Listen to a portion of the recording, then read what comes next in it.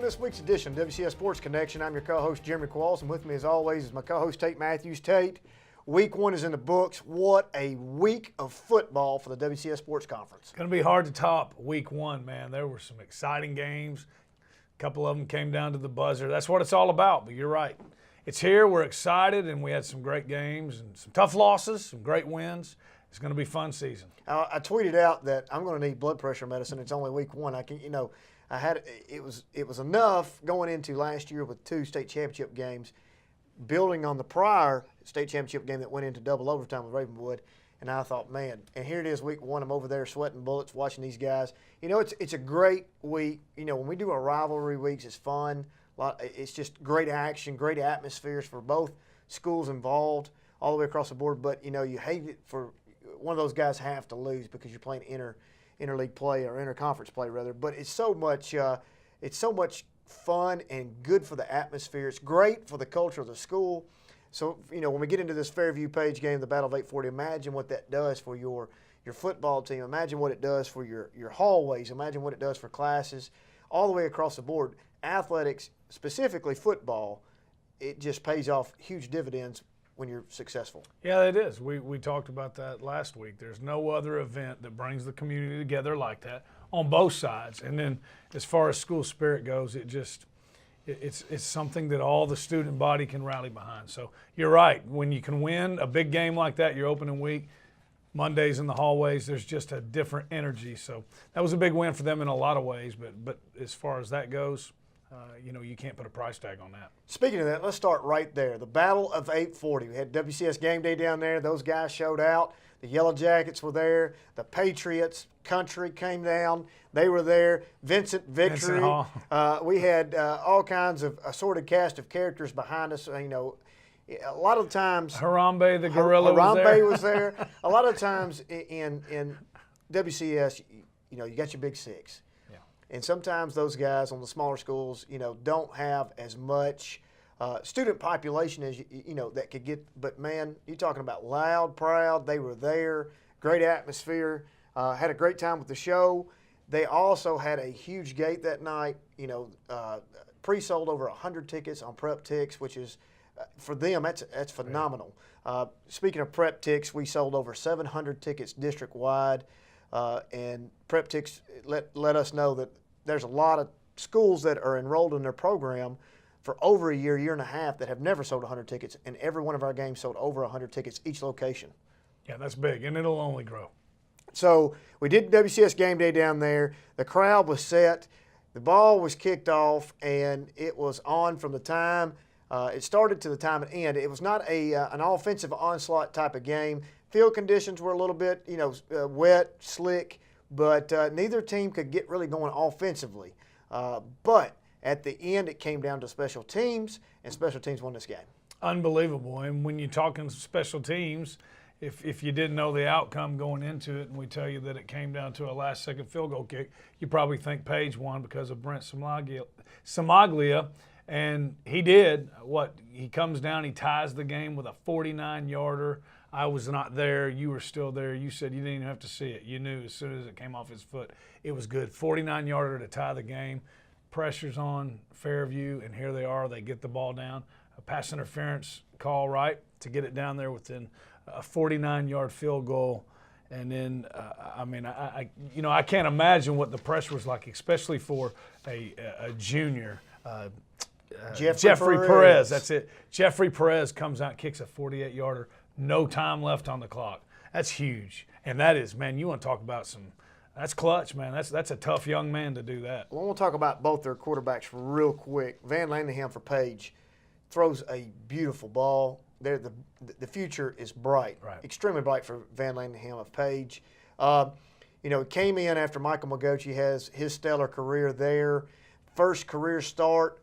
Probably a little bit of butterflies going on. As the year goes on, this kid's going to mature. He's going to get nothing but better. I mean, the sky's the limit for him. Had an opportunity to seal the game late in the game. Could connect with the receiver, and then they brought Samaglia in to finish off there, to tie it up 10-10 with a 49-yard bomb. And when I tell you it was a bomb, it was awesome to watch that kick. I've never seen a high school kid kick from the left hash with the height on the ball, and it just exploded coming off his foot. Probably had a good 5 or 10 yards. I'm not over-exaggerating that, left in it going by. And then you were thinking at that point in time that if Page could get the ball back, get a defensive stop, that was going to come into play, that they could run a couple plays, get him in position to try to win the game. Never in a million years would I thought Fairview was going to be the one to do it. And like you said, it was a pass interference call that set him up. Page calls their last time out to try to ice the kicker. They brought him out.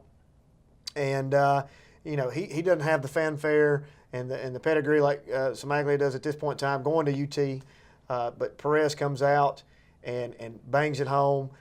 As the buzzer goes off, fireworks go, they storm the field. I mean, it was just one of those storybook endings for those guys. And Coach Hughes had mentioned at the end of practice the day before in walkthroughs that he had kicked a 49-yard field goal to close out practice as well. Well, and the neat thing, too, is it just adds to the story of the storybook ending. 47-yard field goal to win the game with no time left. Had it been a 48-yard field goal, he wouldn't have made it. So, I mean, everything he had is what it took to get it there. It doesn't matter. That's right. It went through. It's huge. It's all he needed.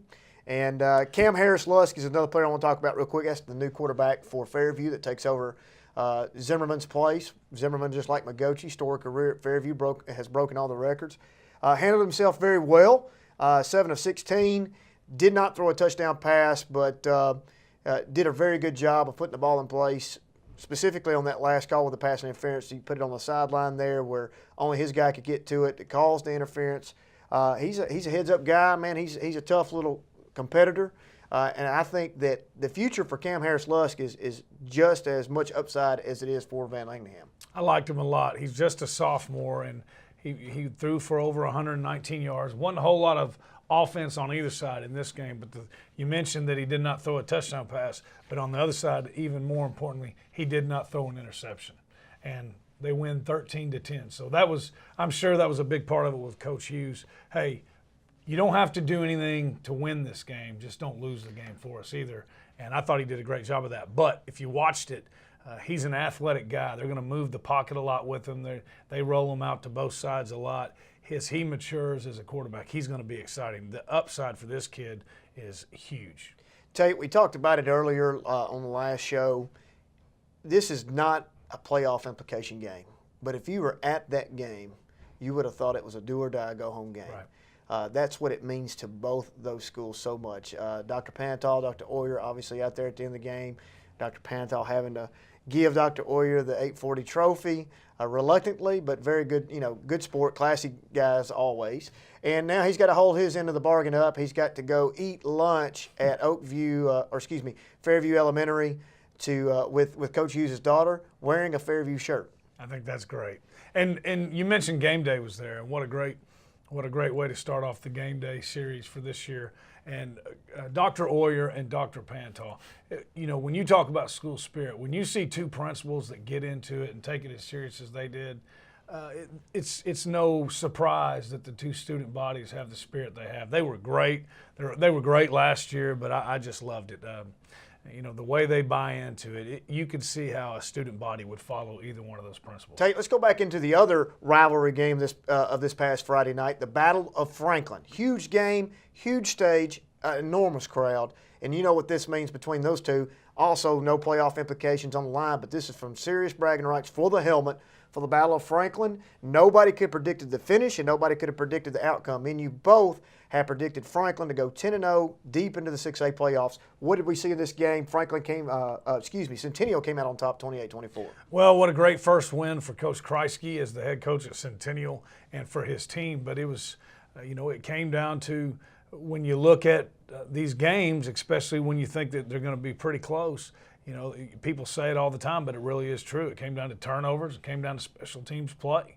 So Franklin ended up on top at the beginning of the game. Wes Patterson hits Alex Gacka for a long touchdown, I believe about a 60-yarder for a touchdown to start the game off. We had talked about that. That's something you got to watch.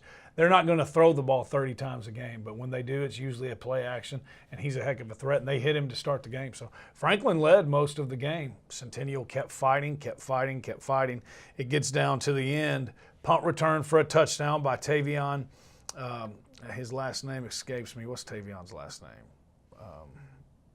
I'll think of it in a second. Tavion Fleming, sorry. 69-yard punt return for a touchdown. Centurion DeRoe, a punt in the third quarter, goes down to the 6-yard line, and then they get the touchdown. They're down. That onside kick, they recover it, and then Austin Waddell with another touchdown pass to end the game. So, I mean, it came down, and Centennial had no turnovers. So look at those 3 plays on special team, 4 plays on special team. Franklin missed 2 field goals. They lost by 4 points, and then no turnovers. So that's really what it came down to. But, you know, as a coach, you did it too. When you're talking to your team about keep fighting, believe, well, this is it right there. And Tate, you're talking about those last 3 possessions happened in the last 76 seconds. You know, Coach Kreisky, his group, what it'll do for their culture, what it'll do for their school, what it'll do for the team under that new regime will pay off huge. And that brings us to the WCTV Player of the Week, where you will catch a glimpse at all 3 of those possessions. 133. Centennial trying to make something happen, but they've got to go downfield. They've got to stretch the field somehow here. Good blocking. They're going to try now. He's got Waddell. He may have it. He's got Waddell. Waddell is on his feet and in the end zone. Austin Waddell with a nice run and catch.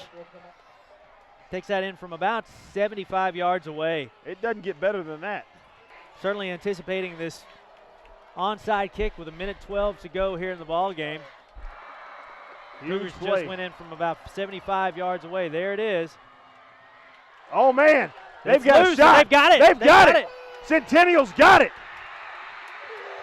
Wow. And you hear the groans from the parents right underneath us on the Franklin side.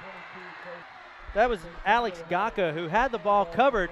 Ball squirted away from him momentarily and allowed the Centennial guys to jump on top of it.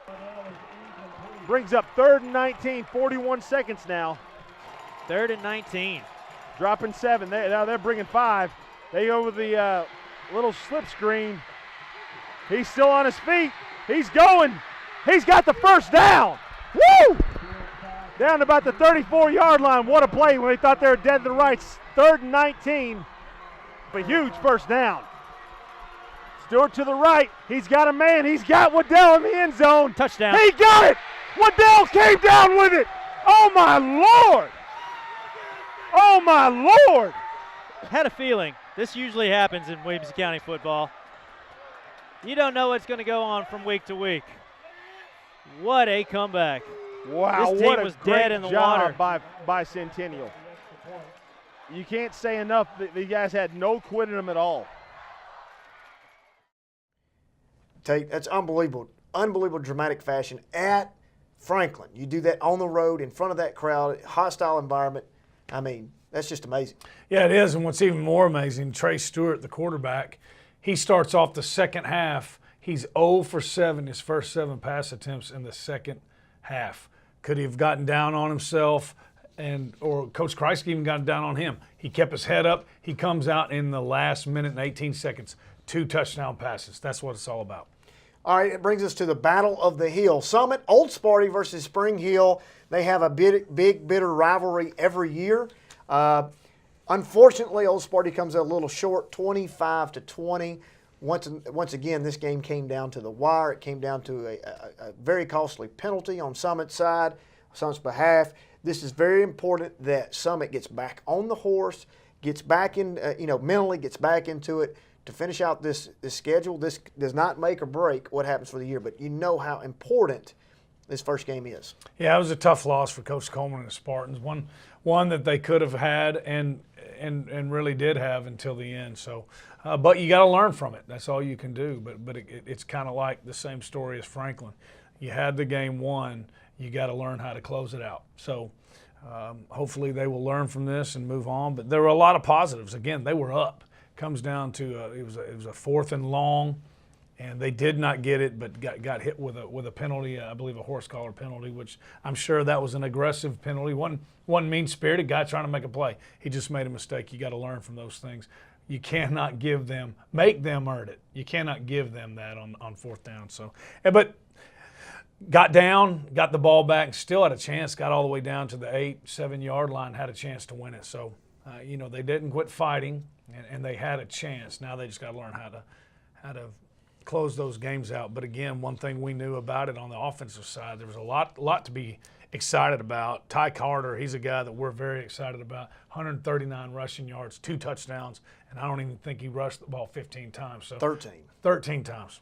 A lot of positives. He just brings a different dimension. They've got a chance, and they will win some ball games this year. Well, the score was 14-13 at half. They had that 1-point lead. At the end of the third quarter, Summit was still up 20-19. Only point scored in the in the fourth quarter was the what you're talking about, that final drive that put it away for Summit. For Spring Hill. But Summit goes down 25-20 to Spring Hill.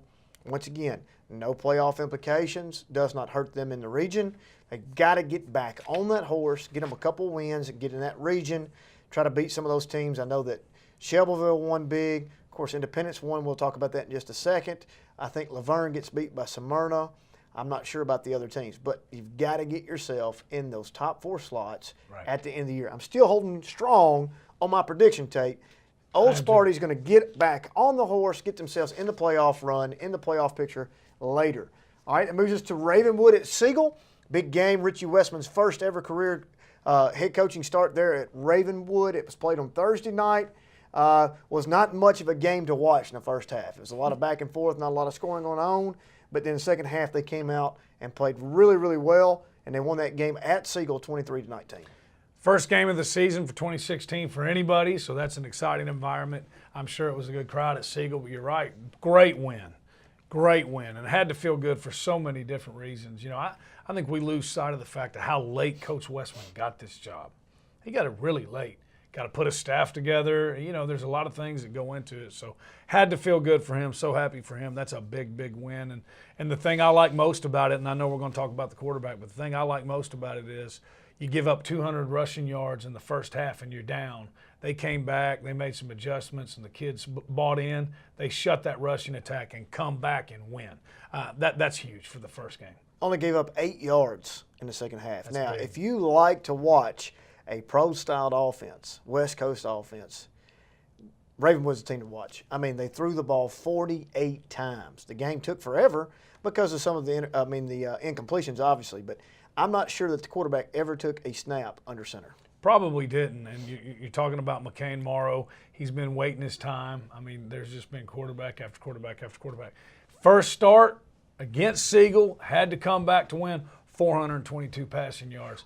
I believe they were somebody named them, maybe it was the paper, the performance of the weekend, and it probably was. First game of the year, and then it was the top performance. But 422 passing yards against the 6A Rutherford County game. First start, I'll take that. And he's still got room to get better. Well, they're going to have to. They had 2 big plays for about 70, maybe 80 yards on some passing that they did not score on. It was unbelievable. He would go, and he stepped out of bounds on one, and the other one he got tackled, and they never scored on either one of those possessions. Got it down to the 10, 15-yard line. They get that figured out. This game is not even close. And, it sets up an interesting matchup this week that we're going to get to. And the other big game of Friday night, Ryan Crawford and Brentwood go to the Indy Nation, take on Scott Blade and Independence Eagles. Independence, obviously, #1 in the country. We don't have to go over this. Everybody knows 15-0, 5A state champions. Brentwood is, coming off a pretty decent season of a rebuilding year, but got themselves in the playoffs, won a game in the playoffs, actually. But this game came all the way down to the last second. 21-20, Indy gets out of there and has to feel like they stole one. Well, I don't know about steal one, but they got lucky, no doubt about it. This game could have gone Brentwood's way, and so there's some, he's not happy with the way they played. He was a little bit sloppy there for a while. But they could have folded tent and given up, and they did not do that. So the thing that I think they got to get fixed, they started the game off 14-0, and it looked like this was going to be one of those Independence games where they score a bunch of points. But credit to Ron Crawford's bunch and the Bruins. That was one of those games, you hear it, you really hated to see somebody lose because they both played so hard. It came down to a 1-point game, extra point. That's tough. But obviously, if you watched it was the MyTV 30 game. Brentwood's better. A whole lot better. A whole lot better. And I think Brentwood, that kind of solidified the fact that they're now on that map. People will be watching them And that's a great sign. I mean, we wanted to see that anyways on that northern region of 5A with them in Centennial and Henry County. Henry County gets beat by Liberty Tech. Yeah. So we're looking at hopefully trying to pull off the 1-2 slot there with Centennial Brentwood. That sets up a huge matchup down the road if things progress like we would want them to between Centennial and Centennial and Brentwood. But had a few injuries there too. They get those guys back. On the independent side, I think that they'll be fine. That is the lowest point total they've had in 16 games, but they're 16-0. Well, 3 turnovers. Troy Henderson, the tailback that we've been talking about, 3 touchdowns, 2 rushing, 1 receiving. You can tell where he is going to be so fun to watch. But they just weren't firing on all cylinders. They were early on, and then credit Brentwood for changing some of that up. And then on the Brentwood side, Carson Shacklett. First start at quarterback, we talked about him. He's an athletic young man. He can be a player. Hey, first start against, you mentioned, a team on a 16-game winning streak, 148 passing yards, I believe 101 rushing yards, 3 total touchdowns. I thought the young man played great. And because that's a tough – your first start's tough anyways against them. So I think the future's bright at the quarterback position for Brentwood. Which it hasn't been, that way for a while, as far as an athletic quarterback goes. They both have a lot of room to grow. Coaching perspective, though, it may be a good wake-up call for Indy. You just can't walk out there and think because you're independents you're going to win, because now you've got the bullseye on you. Everybody's going to bring their best game to see who the first team is to knock off the state champion, the defending state champion, Independence Eagles. Well, and remember, we forgot they got 6 guys in the skill positions that are new. So, yeah, they've been practicing together, but that's the first time they've done it again in a real game. So I'm okay. What I would take away from it is they very easily could have lost that game, but they didn't. They kept fighting, and they were able to pull it out. And at the end of the day, they're 1-0. All right, let's talk about games this week. Have some huge games, another rivalry game, one of the biggest, the best, the ones that we like to talk about with the best atmosphere. But let's talk about this first. Summit at Clarksville Northwest. Northwest came in this week beating Hunters Lane 27-6. They're sitting at 1-0. What do you think? Oh, I think Summit will be fine. Just got to, they need to have a good week of practice, get better. If they'll go in and take care of the ball, clean up some of the silly things, I think they'll be fine. I would think that Ty Carter have another big game. Well, we've had the WCS has had really good success rate against the Clarksville Montgomery County schools, and Northwest will be athletic. They'll look really good coming off the bus, but that doesn't mean that they always play really well. And you mentioned Hunters Lane off the air. We talked about Hunters Lane. They've had some down years and struggling, so that can throw off that 27-6 victory a little bit. But at the same time, Summit has got to get themselves mentally prepared, get back on the horse and go. Independence at Centennial. This is a huge one because Centennial's coming off the ultimate high. Independence could be slightly dinged up. What do you think? I mean, and this could be another good one in the making. Well, you talk about starting your career off at Centennial as the head coach with 2 tough ones. This is about as tough as it gets. So, I think it could be a really good game. I think Centennial has to play it the way that they played it against Franklin. I think they got to win the turnover battle, and I think they got to win in the special teams, but obviously they can. Got some exciting things going offensively. One thing we failed to mention, Devious Chrisman, 0 receptions. I'm guessing that was because they tried to take him away with the emergence of Austin Waddell now. Going to be hard to do that, so I would expect to see a bigger game out of him. If he has a big one, who knows? They got some weapons. This is going to be a tough one. Franklin goes to Riverdale. Riverdale beat Ooltewah 47-14 over the weekend. This could be another good tester for Coach Donnie Webb. Without a doubt, I think that Riverdale looked really good against Ooltewah. Ooltewah a little bit down. Funny, Matt Kreisky's twin brother, Will Kreisky, is the head coach of Riverdale. Who obviously he played for Donnie Webb too. So it's a game that Franklin could win, but you're right, they're going to have to play well to win it. Page goes to Lipscomb Academy, Page hosts Lipscomb Academy. This will be their first game. They did not play this past week. That's one of those games that kind of come somewhat of a rivalry over the years between Lipscomb and Page. I hope that Page gets back on the horse as well after losing like that. It could have a slight hangover, but maybe not. Page gets back in the winning column against Lipscomb Academy. What do you think? Well, they were open again last year, so they were watching them. It came down to 1 point. I believe a failed 2-point conversion by Page. So I think you're right. Jacob Van Lanningham at quarterback, they're going to be fine. You look at just about 2 or 3 plays from the other night that they just barely missed. If they had them back, they scored 21, 28 points. So it's going to be a good game. They're going to need to clean that up to get a win against Lipscomb. Fairview goes to Creekwood. Chuck Daniels gets back in the saddle after being out of the coaching realm and beats Dixon County 30-26. What do you think that did for Creekwood? Huge. You were talking about the week after in the school building. Yeah, man, it must. They're still jumping up and down at Creekwood right now. Well, that's going to be a big game. Obviously, that'll be a true test of what's going on with Fairview. After that game, we'll see how that goes. Then we have the Battle of the Woods. Richie Westman and crew and the Raptors go to Brentwood this year. Game day will be there. That's going to be an unbelievable atmosphere. It doesn't matter if they're both 0-10 coming in. This game is always going to be a big one. Man, what do you think? Well, you look at what McCain Morrow did. If he can pass for that many yards again, you got to think they're going to win. If Brentwood can play the way they did on offense, Carson Shacklet take another step forward, and his name escapes me. They're tailback. They got a good running back. So I think this is going to be a really, really good game. All right, got a minute left. It's time for WCS Pick'ems. Now, Tate, right now, Tate is at 2-3. I'm at 3-2. I'm above 500 for the first time in 3 years, and I'm beating you for the first time. And this, I've got you in my rearview mirror. I'm never turning around. This thing's over. All right, let's start with Summit at Clarksville Northwest. I think Summit gets the win. I really do. I agree with you. Old Sparty, I'm never going to pick against you, so that's a given. So Old Sparty's got to get back in the win column to get themselves back in position and get ready to go. Independence at Centennial. This is a big one.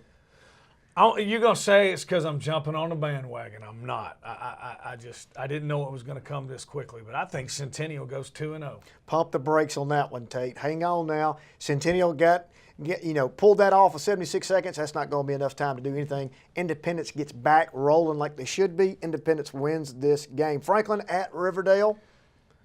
I think Franklin wins. I do too. The size, they're going to bring that into play. They'll have a good week of practice. They'll get back on top of things, make sure that those silly mistakes don't happen like it did at the end of the game. Franklin wins this game as well. Page versus Lipscomb. That's going to be a tough one, but I think that I hope they can recover from it. But I think Lipscomb Academy is a really good team this year. I'm going to go with Lipscomb Academy. They got a lineman. They're going to have a hard time blocking. You know, I'm a huge Rathbone fan, but if I'm being honest, I think Lipscomb Academy. Van Lanningham and Company gets in the win column right here, beats them, gets themselves to 1-1. Fairview at Creekwood. Fairview, I like this team. It's got an attitude. Man. Fairview all the way. Battle of the Woods up. You'll have to come to game day to see who we pick. We'll see you next time on WCS Sports Connection.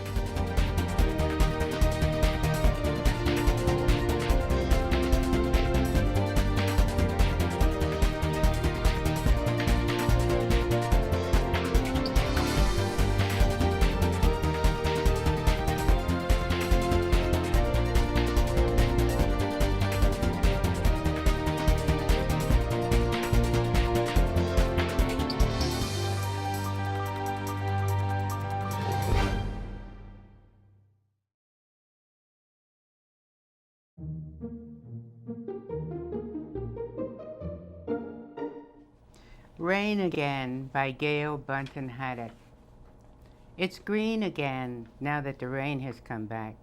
I've been out in it.